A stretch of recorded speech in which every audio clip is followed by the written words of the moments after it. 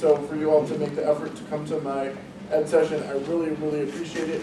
I've had some background in diversity and disability speaking, but I always knew that I had another message that I kind of wanted to share, and it was really around this whole idea of leadership. So that's where leadership on a roll, what direction are you headed, who are you following, and who's following you, and who are you following, and why was developed. So really the ground rules for today's session, I really want this to be a collaborative effort amongst all of us. So there will be a lot, this is not my session, this is our session. So there will be a lot of times for interaction, and I'll be asking questions, and I really want you guys to participate and hope that this really becomes kind of a conversation, because I think that's the best kind of presentation that we can have. I hope that the information that I share is immediately groundbreaking, and you can leave this room and kind of take kind of this leadership thought process back to your school and use it kind of immediately. And then I also want us to all think about how leadership is a continuum, right? And so we could all be in different places in our leadership continuum, whether you've been on your board for 2 years, or this is your first year on your board, or in other leadership positions. We're all growing and learning as leaders as we continue to grow. So I want us to pretend for a second. So let's imagine that a group of strangers was asked to complete a task. And in order to first think about that task, somebody had to be selected as a leader. And imagine if I was part of that group. And so I have a question, and you can raise your hand, and you won't offend me one way or the other. If I was in that group and my name came up to be a leader, do you think my name would be chosen? Okay. That's not an uncommon response, because a lot of people don't view people with disabilities as leaders. And we have to sort of change our mindset that leaders come in all different shapes and sizes. So with that in mind, I want to ask you a couple of questions about some jobs, and I want to ask whether you think that they are leaders and why or why not. So we'll first start with a lobbyist. Are they a leader in some sense of the word? Yeah. Why would you think that is? Speak out for me if you don't mind. I don't know a lobbyist. So I can explain it. So a lobbyist is somebody that helps to pass laws and different things. They're not like the Congress people, but they help to steer the Congress people kind of in the right direction. So would they be considered a leader, I guess? Yeah. Sure. What about a business owner? Are they considered a leader? Yeah. Why? Because they control their business. Fair point. You're right. You're direct and to the point. I like that style. What about a White House staffer? Are they a leader? Yeah. All right, explain that. I need to stop answering the question. Yeah, elaborate. No, please answer the question. Elaborate on what you said. Because they clean, they help clean, cleaning and other stuff. Sure. For the White House. Sure. And you said it depends. Why did you say that it depends? Because it depends on their position. So if they're just there, in the little office, not the big person, control's office, they're not really the leader. They're just the worker. Sure. Well, we can all. Do you have your hand up, or are you stretching? I have my hand up. Okay. What's up? I think that anybody can be a leader depending on personally how they take what their job is. Sure. And then the last one, chairman of a board. For sure. Why? Because they're the boss. They're the boss of the board. So, would you all be surprised to know that I have been very fortunate enough to hold all of those positions? I've started my own consulting business. Thank you for the snaps. I appreciate that. I've started my own disability consulting business called Six Wheels Consulting. It's called Six Wheels because there's 6 wheels on my chair. There's 2 on the front that no one ever sees, but that would ruin the branding, and we don't want to do that. And I've also been fortunate enough to lobby in the Virginia General Assembly for disability issues, so I help to try and get disability issues passed in the General Assembly. I have been the chairman of national, state, and local boards on all occasions, and I've also I interned for the Obama administration in 2012. Not so around, I know. Thank you very much. So hopefully I can illustrate with this that leaders come in all different shapes and sizes and backgrounds. And so I'm going to blow this picture up a little bit because I absolutely adore this picture for a number of reasons. One, it looks like I'm fangirling really hard in front of President Obama. And two, it looks like I'm flipping the bird, but I promise you, I was not flipping off the President of the United States. So you might be saying, like, Matthew, this is all great and awesome and wonderful, but like, why do you think you have a message to share about leadership? And because of my disability, I've had to sort of thrive to survive, and I had sort of made a decision early on that I was going to kind of, I guess, roll towards greatness rather than away from sort of mediocrity. And, you know, if I hear that something sort of isn't possible, I'm going to try my hardest and fight, you know, to the death, so to speak, to make sure, I'm going to go down fighting if I'm trying to prove that, you know, I can be a leader. And I view every setback as the opportunity for my next possible comeback.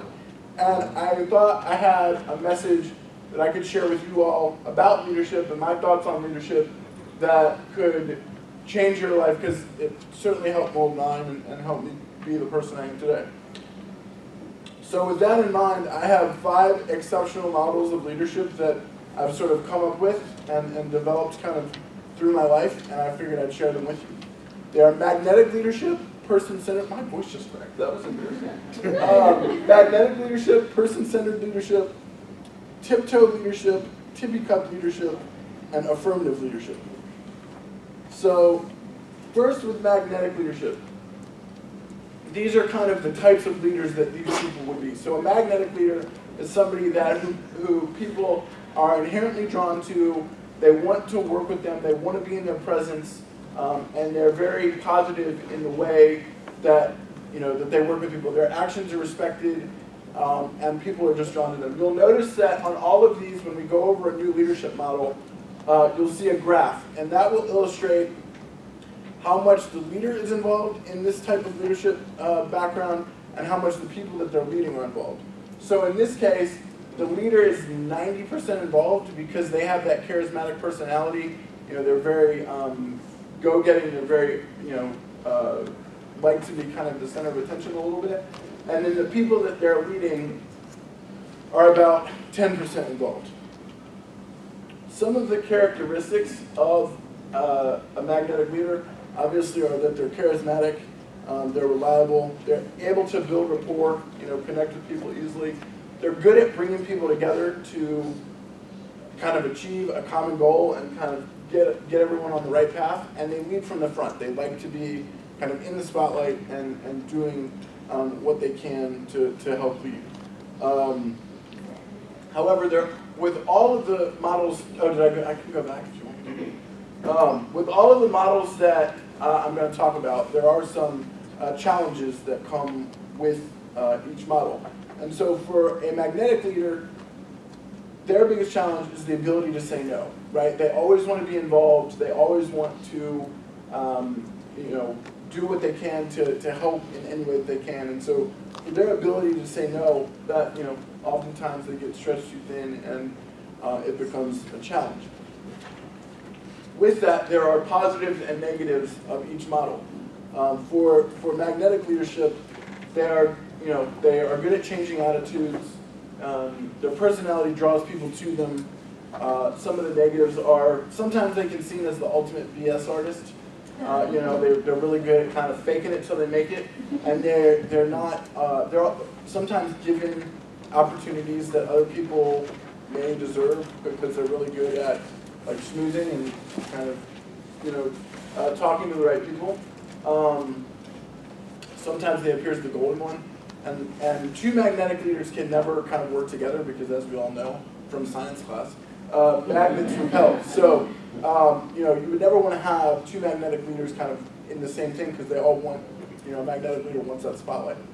And so with those definitions and background in mind, what are some examples of some magnetic leaders that you all can think of? Donald. Okay, explain that. The reason why I say that, he has not only is he charismatic to those who ascribe to what he says, but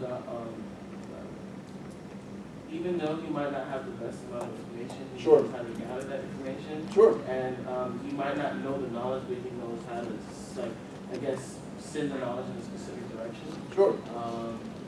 To get what he wants accomplished. So I find that he's very charismatic. And so a lot of what he says doesn't have much substance or information in it. Sure. But what he says does spark emotion, and it sparks those who follow things. So I should For sure. Anyone other got another quick example, or I can move Martin on? Luther King Jr.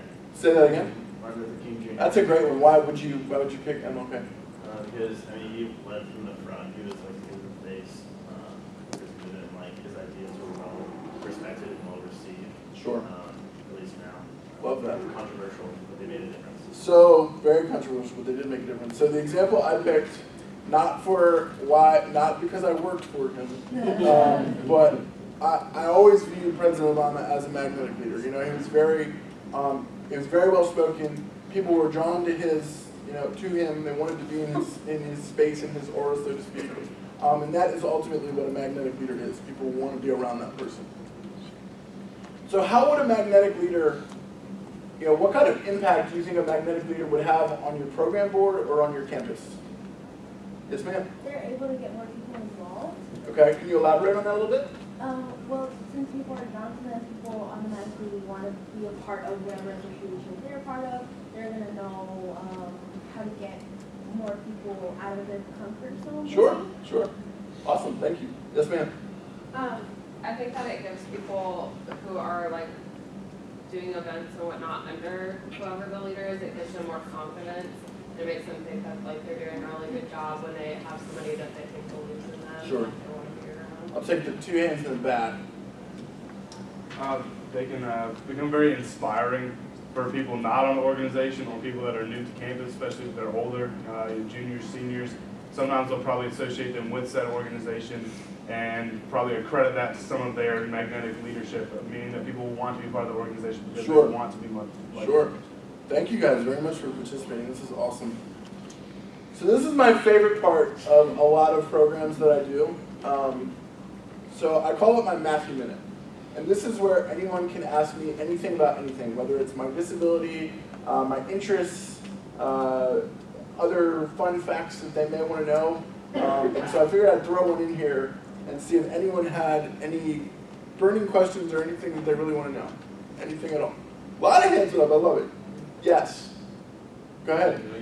Sure. Why'd you pick politics? I'm a political nerd in general, anyway. But realistically, I also want to, and this ties in really perfectly with like leadership, you don't see people with disabilities in high leadership positions.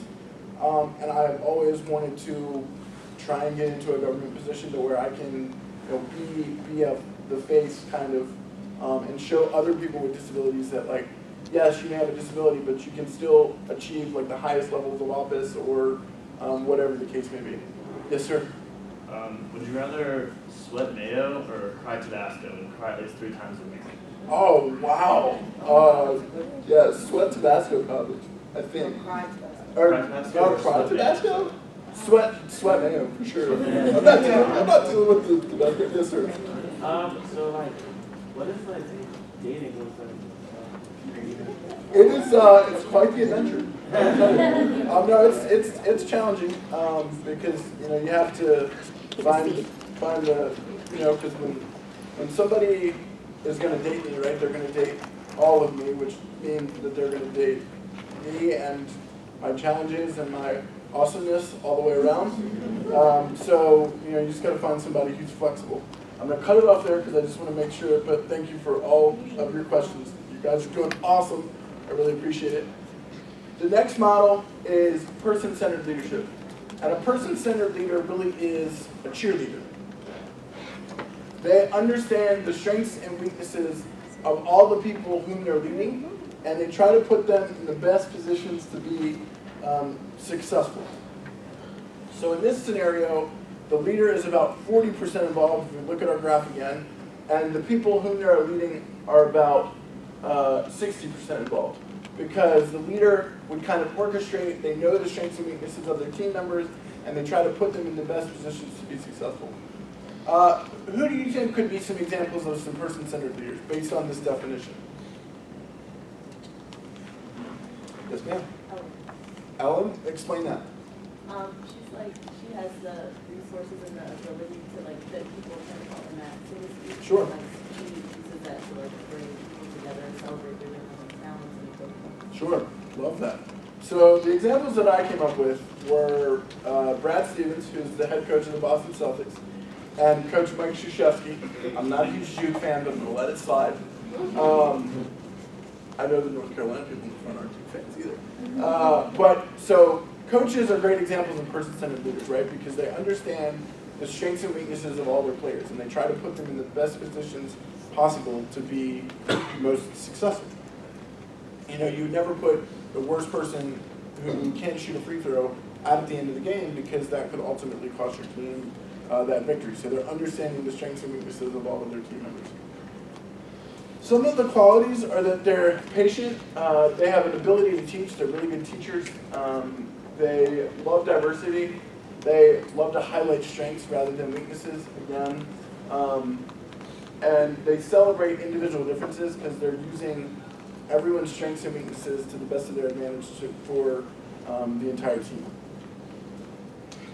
Some of the positives and negatives of this model are that team leaders feel appreciated and capable. Growth by one team member means growth by the entire team, because everyone's being lifted up by that person-centered leader. Some of the negatives are that they might be too accommodating. They may over-defend people sometimes, and that could get in the way of them being, like, truly being a great leader. A person-centered leader has the ability to articulate skills in a way that everyone understands it and can get them kind of on the right path. And so the perfect example I could think of, another example of a person-centered leader would be a teacher, right? Because they understand the strengths and weaknesses of all their students, and they try to put them in the best positions to be successful in the classroom. Another amazing thing about a person-centered leader is that they allow their people that they're leading to fail, to learn from their failures. And I have a video. The sound's not great, I apologize, but it's going to be playing through my computer speakers, so just be quiet for 1 second. But you're going to recognize this guy, and he talks about failing forward. I love this one. Fail early, fail often, fail forward. It's always a little bit frustrating to me when people have a negative relationship with failure. Failure is a massive part of being able to be successful. You have to get comfortable with failure. You have to actually see failure. Failure is where all of the lessons are. When you go to the gym and you work out, you're actually seeking failure. You want to take your muscles to the point where you get to failure, because that's where the adaptation is. That's where growth is. Successful people fail a lot. They fail a whole lot more than they succeed, but they extract the lessons from the failure, and they use that energy and they use the wisdom to come around to the next phase of success. You gotta take a shot. You have to live at the edge of your capabilities. You gotta live where you're almost certain you're gonna fail. That's the reason for practice. Practice is controlled failure. You're getting to your limit, getting to your limit, getting to your limit. You can't lift that. You can't do that. Until you get to the point that all of a sudden your body makes the adjustment, and then you can do it. Failure actually helps you to recognize the areas where you need to evolve. So fail early, fail often, fail forward. I absolutely love that message, because, again, I think we can learn most from our failures and take those experiences and those failures and grow from them. So I hope you're picking up on a pattern a little bit here, but what kind of impact would a person-centered leader have on your board or your campus? Yes, sir. So, like everyone on the team or on the board has a different role they have to play. Sure. And so that person-centered leader will be able to make sure that everybody is involved 100%. And like allow everyone to take ownership of their position. Love it. And so like everyone now, it's like a personal investment to what everyone's bringing to the table. Sure. And it just makes everything function. Sure. Any other thoughts? This side of the room's really quiet. Cool. Well, thank you. Oh, yes. I was going to say they're probably pretty good at like preparing the next generation, especially on campus where leadership changes so much as people graduate and leave, that they're really good at preparing the students with opportunities. Sure, no, that's a great answer, thank you very much. So, the third model of leadership that I have is called Tiptoe Leadership. And so it's called Tiptoe Leadership for a very particular reason. There's often things that, confrontation is something that we want to tiptoe around, and right, we don't want to address sort of head on because we don't want that awkward moment, we don't want that confrontation to be annoying and weird. But what a tiptoe leader does is they kind of grab the bull by the horns and be like, yo, I need you to step up your game. And so we've all been in that scenario of the dreaded group project, right, when we're on campus. We all hate those. I know I did when I was in school. But there's always that one person that doesn't necessarily pull their weight. And so the tiptoe leader could kind of be a conflict resolution person and say, like, look, we really need you to pull your weight and really be part of the team so that we can all succeed as a team and get the best grade possible on the test or the project that we want. In this scenario, it's a 50-50 split between the leader and the person whom they're leading because, again, you're kind of having to have that I don't want to call it a confrontation, but you're kind of having to have that discussion with that person and say, like, look, I really need you to step up, I really need you to pull your weight and be successful. But they don't have a problem sort of having that uncomfortable conversation. They do it in a nice way, but, they don't mess around. I will put it that way. Some of the characteristics are that they believe in, they take in all opinions, even if it's not their own. They're problem solvers. They are not afraid to deal directly with conflict. Like I said, they'll grab the bull by the horn, so to speak, and get the awkward situation out of the way. And that will lead to not making the problem worse, and letting the negativity fester. And particularly on boards and things, that's really important to be able to kind of nip negativity in the bud, kind of thing, so to speak. They're also very diplomatic in their approach, so this is their kind of communication strategy. Like I said, they're able and willing to have those uncomfortable conversations, and they also might be able to persuade someone to think in the majority way rather than the minority way to kind of get to a consensus so that the whole team, the whole group can move forward and be successful. Some of the characteristics are that the leader learns, they grow from taking the bull by the horns and learning those skills. They're stern but fair, and they're respected because they get stuff done, right? They're no nonsense, they get stuff done. Some of the negatives are sometimes they fixate on the small details and they don't really think bigger picture, and that can sometimes bog them down. And sometimes they're not open-minded enough. It's very much my way or the highway, and they're not willing to see other options and other ways of thinking about things. So what are some examples that you all could think of tiptoe leaders? Who would be some examples of some tiptoe leaders? Yes, ma'am. This may be wrong, but like a judge? That's actually a really good example. I like that because it is basically their way or the highway. What they says goes.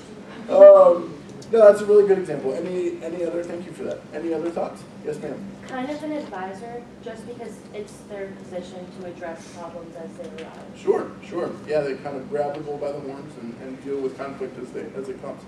So the example I came up with was General George Patton. And so for those of you that don't know, General George Patton was a World War II general, and he was very much a my way or the highway general, right? He put his troops in the best position to be successful, but it had to be his plan. It had to be, he would veer from that plan every once in a while, but he was a grab the bull by the horns kind of guy and got stuff done. And was very direct in his approach. What kind of impact would a tiptoe leader have on your activity board or your campus? Yes, sir. In the back. Things aren't always going to go well with events. Sometimes your advisor has to pick up a lot of slack for someone, and so having someone there to at least talk to them either, during that process or Sure. maybe even after that process and kind of give them the hard facts that like, hey, this wasn't great, you need to pick up the slack or you need to do something better next time. And let them know in a nice way. Sure. Does anyone over here have a comment? You guys are really quiet. Yes, ma'am. Yeah. I think, usually we're a problem solver, and we all know that events have you never know what can happen. So Tiptoe Leader is definitely like. You mean events don't always go perfect? No. Shocked. Shocked. I think the Tiptoe Leader could definitely succeed on that problem while someone else still is looking at it. Sure. And that's all you're going to do. Yeah, I was gonna say that if you're stuck at a decision where both of the parties in the group are unwilling to make a compromise, that the Tiptoe Leader will be the one that will create the progress and get past that. Sure. Awesome. Thank you very much, guys. Loving the feedback. I really appreciate it.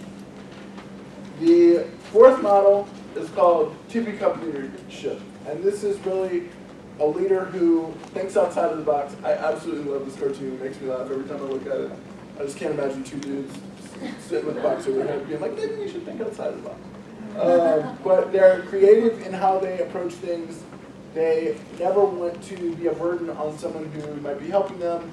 And so they come up with solutions to maybe mitigate potential problems. So they're humble, they're okay with being vulnerable, and they're willing to adapt and come up with creative solutions to solve problems.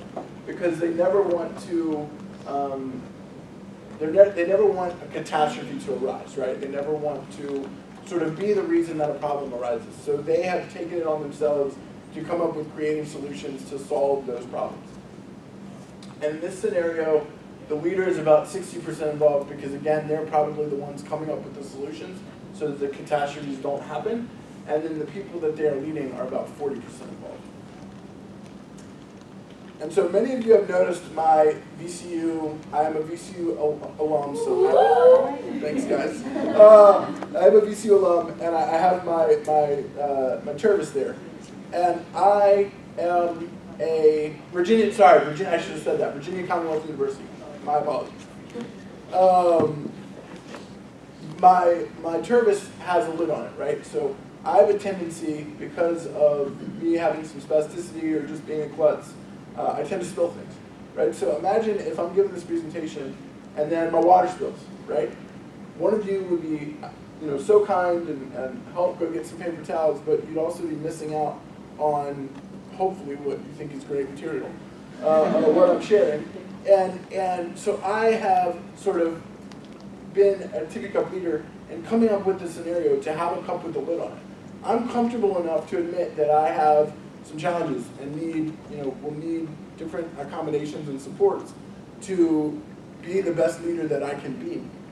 And so, I've come up with a solution so that the water won't spill. And it's a creative solution, hopefully, with using the Tervis that has the lid on it. But that really is what a Tippy Cup leader is. They don't want any self-pity. They're creative in solutions that they come up with. They think outside of the box and come up with new ways to solve problems. They trust a lot of people throughout their entire life because they're often going to need a lot of help and they're often going to need to ask, be humble enough and be comfortable enough to ask for help. And they're innovative in the way that they think about things. No, you're good. I see you guys taking pictures. I appreciate it. So the communication for the Tippy Cup leader is that they're comfortable and willing to tell people that it might take them a little bit longer to get something done, but it will get done. And they come up with creative solutions to not have to have people kind of make up for their slack or lift up their slack. And the perfect example of this is people with disabilities and me. Every day I have to think of creative ways to, how am I going to put my pants on today? How am I going to get to where I need to get to today? I have to think of creative ways to solve the everyday problems that I face. And so, that is what a Tippy Cup leader is. They're creative, they're vulnerable, they're humble, and all of the approaches that they take. Some of the positives and negatives are that team members are valued, everybody matters, and Tippy Cup leaders are resilient because they have creative ways in solving problems. Sometimes they have the negatives, or sometimes that they have what I call the something shiny syndrome, which, you know, that means they're jumping around from thing to thing, and they're not necessarily, I also call it the squirrel method, because you're a squirrel. But they're always kind of not focused on one thing. Because they want to be so accommodating and supportive, they might not know when to quit, and they might continue to add things onto their plate, and when they do that, they might be spreading themselves too thin, and maybe not be getting the best quality of work done possible. So based on these examples, who would be some examples of some Tippy Cup leaders that you all could think of? Yes, sir. I was gonna say. I mean, explain that. I'm cool with that answer. Just explain it. Just look at the description. I always. A man of very few words. I like it. Well, I got it. So like I always want to be involved on campus. Sure. I always want to do whatever I can to make things like work. Sure. And it's like time for me. Like whatever happens, like if there's some like event happening that I can plan or something, I'm gonna hop on that. Yeah. I don't. So I always spread myself thin. Like I don't have time to be involved in every single organization we have on campus. But Sure. yeah. I'm going to see if anyone over here. This is the very excited side. This is the very sleepy side, which is totally okay. Anybody over here have any thoughts? Okay. Yes, ma'am. I would definitely say me as well because aside from being on the campus program, we're in two other organizations. The one I do serve at the board position, and it's like I'm always trying to do everything for like my organization. I don't ask for help because I feel like it's my responsibility, and I don't want to put anybody else. I don't want anything to do with others. Yeah. And I spread myself too thin, and I end up stressed out, and I'm like crying at 3 a.m. Preach. I will say that. You had your hand up too. I would say like social workers or like humanitarians, they're always like looking out for the best of other people or like making sure everything is okay with them before like themselves being like. Sure. I'll get the last two hands over here. Like maybe like a butler or maybe a bellhop. Like if you ever seen Sweet Life of Zach and Cody. Yes, love that show. Sean, it's kind of like how I perceive this. All right, I respect it. Yes, ma'am. I was thinking kind of like a PTA soccer mom, where if you know Soccer your moms child's are schedule, you just have to be on top of everything and think of how you're going to get from one person to another. Very fair point. Very Really fair point. control. Love it. Soccer moms are the best. So the example that I came up with was former Congresswoman Gabby Giffords. And for those that don't know, during a rally in 2011, she was shot in the head, sadly, and she had to adapt how she was going to do things. And she now, I believe, walks with a cane and has had to change, you know, her way of being a leader and being creative and how she solves problems. Not only was she a leader as a congresswoman, but she's gone on to now start a nonprofit that fights against gun violence. And so she's still in that leadership mindset, but she's just had to do it a little bit differently and be creative in how she goes about it. Yes, it's a true story. So say that. She's alive. Yes, she is alive. She just does things a little different. So what kind of impact would a Tippy Cup leader have on your activity board or your campus? Anyone over here? I'm going to pick on this side of the table. Yes, ma'am.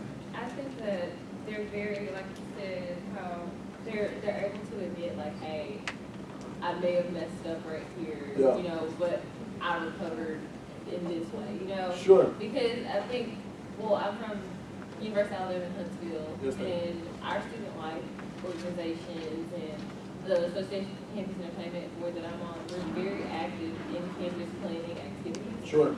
So it's like sometimes I tend to take on more than I can, because I'm involved in various other city organizations Absolutely. besides that. Absolutely. So it's like, and I'm able to admit, like, hey, you know, this didn't go as planned, but I made it work. Yeah. But it's like I'm never like, I think my thing is like I'm never like willing to ask for help.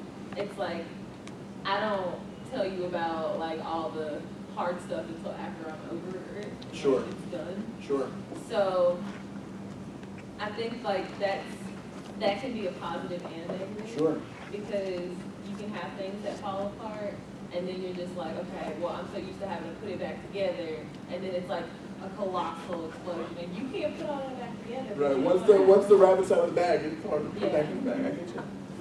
Any other thoughts over here? Yes, sir? So I think it could also work out in your favor, especially on the creative side, if you have somebody that's always thinking ahead, always thinking Sure. about like the next problem. So you're planning one event, they're thinking about like the next 2 or 3 events. Like they're all like maybe the theme or something small or something big that like may come out of it. But their mind is always moving. Sure, absolutely. Absolutely, that's awesome. Thank you for that. Anyone over here? Yes, ma'am. I feel like if you had a really, really tight budget, a typical leader will be used to you, because they're really innovators and creative, and they don't want to just stop and be like, no, you need to give me more money, because that would make the organization so much harder. They're going to really go at it and try to find a way to do it without that funding. Sure. Can I get some more money? Just kidding. No, but that's a perfect response, because they are coming up with creative solutions to solve problems. Any other thoughts over here before I go on? Sweet. Yep. So the last method is affirmative leadership. And so affirmative leadership is a leader who, through words and actions, inspire people kind of from the background. They allow the people they're leading to self-discipline themselves, to kind of have their own support system, do their own thing, and so they're kind of a leader who leads from behind. You know, they're not always in the nitty-gritty. They let their people do their own thing, you know, and kind of chime in when necessary. So in this scenario, the leader is 10% involved, and the people who they're leading are about 90% involved, because again, this type of leader is very hands-off. They're there, but they're very hands-off. And they let their people shine in the best way possible. An affirmative leader would delegate, but not directly in this way, right? So in this picture, the person's just saying, you know, can you hand this off? But what an affirmative leader would do would be that they would delegate with a purpose, right? They would delegate to a specific person to help them grow as a leader themselves.